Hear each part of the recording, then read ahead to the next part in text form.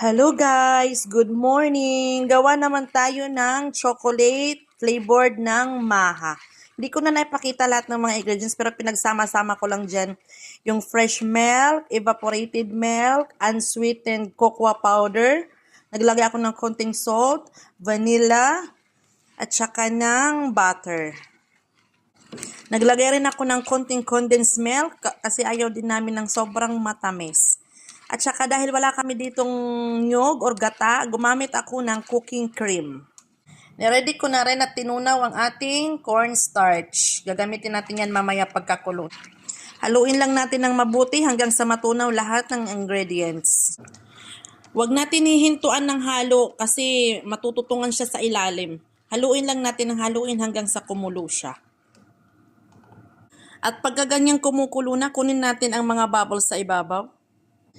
Lagay na natin ang ating tinunaw na cornstarch or corn flour. Dito ang nakakapagod kasi hindi mo siya pwede talagang hintuan, as in nakakangalay sa kamay. Pero tingnan nyo naman, napaka-smooth. Ang lasa nito ay parang black sambo. At pag ganyan na, napakakinis na, okay na yan. Lipat na natin siya sa lagayan. Lipat lang natin siya sa lagayan.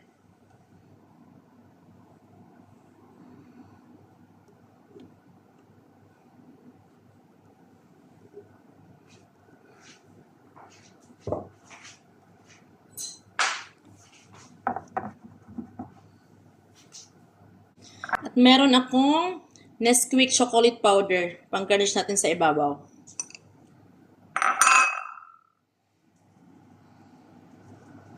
Matamis na itong Nesquik niya.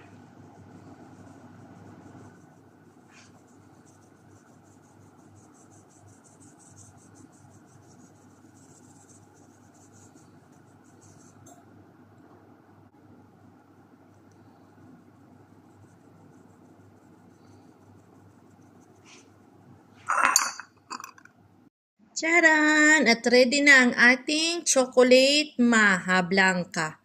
Thank you, buyer!